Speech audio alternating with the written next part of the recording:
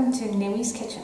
Today I'm going to show you how to make masala fried fish. I've chosen to use fresh red fish, fresh garlic. If you can't get fresh garlic, you can opt for already crushed garlic off a shelf.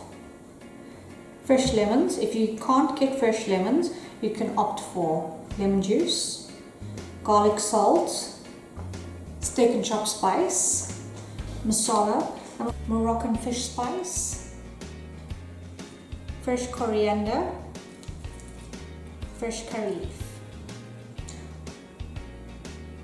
First I'm going to marinate my fish.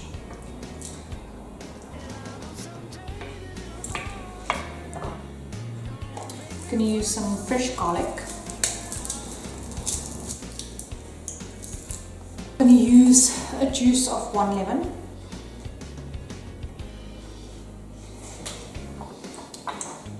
Some garlic salt, steak and chop spice, about 1.5 tablespoons.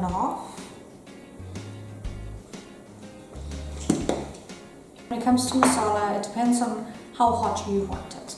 I like my fish quite spicy, so I'm going to put in about 1/2 cup of masala, about 1/4 cup of Moroccan spice,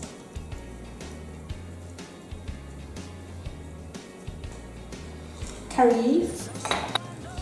You can smell all of those flavors coming through. It smells absolutely divine. Chopped up coriander,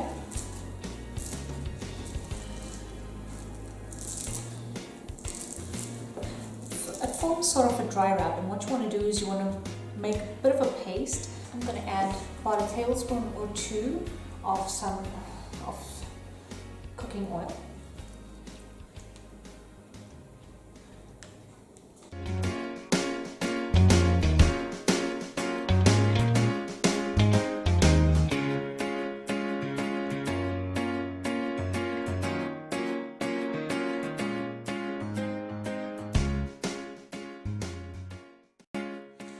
Now that all of my fish is coated in this beautiful marinade, I'm going to let it rest in the fridge for about half an hour before I fry it. My fish is marinated and I'm going to fry it in a bit of all-purpose cooking oil. I'm going to turn the heat on to medium.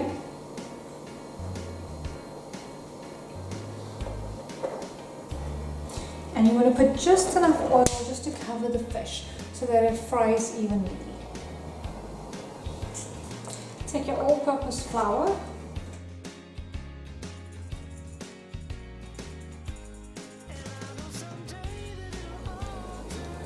take your fish, just dust it in a little bit of flour, not too much because you don't want it too thick.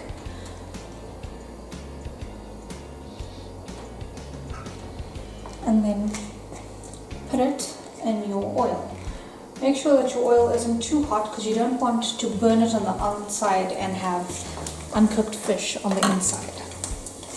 Fry your fish. When it's crisp on the one side, you can turn it over. When it's crisp on the other side, it's ready. Now that my fish is nice and crisp on both sides, I'm going to